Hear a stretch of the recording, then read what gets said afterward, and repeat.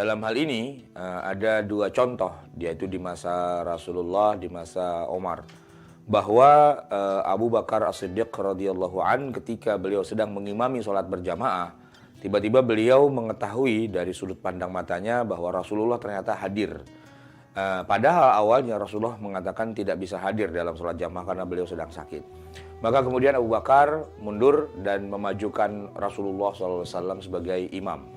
Peristiwa ini terjadi di akhir-akhir masa hidup Rasulullah yang dikenal dalam istilah ilmu fikih sebagai istikhlaf, meminta makmum untuk menjadi imam.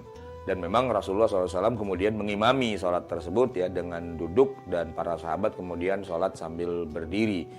Kemudian peristiwa yang kedua terjadi di zaman Khalifah Umar bin Khattab radhiyallahu an, di mana beliau waktu itu gugur sebagai syahid itu dengan cara beliau dibunuh ketika sedang melaksanakan sholat subuh. Dan saat itu beliau sempat menarik tangan orang yang ada di belakangnya untuk menjadi imam sebagai pengganti dari posisi beliau yang jadi imam pada sholat subuh itu. Ini juga disebut dengan istilah istikhlaf, meminta jamaah yang ada di belakangnya untuk maju menggantikan posisinya sebagai imam. Nah, maka dalam hal ini yang berada pada belakang imam persis itu memang harus dipersiapkan. Setidak-tidaknya kalau diminta untuk jadi imam karena imamnya mungkin sudah batal atau tidak bisa meneruskan sholatnya itu karena satu dan lain hal, dia sudah siap. Jangan sampai begitu ditarik tangannya atau dikasih isyarat kode, dia malah nunjuk yang kanan, dia aja. Nanti yang ditunjuk juga, jangan, dia aja. Ini jadi pilkada. Masa sholat ada pilkada?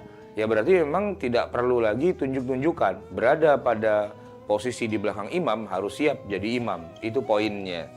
Nah, oleh karena itu, pertama usahakan imamnya jangan batal.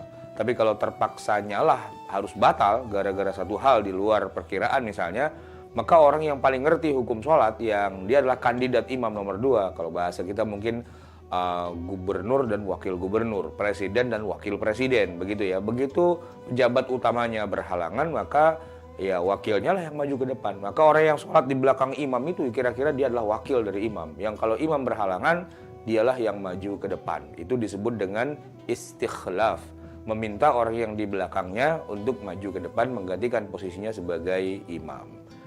Demikian jawabannya.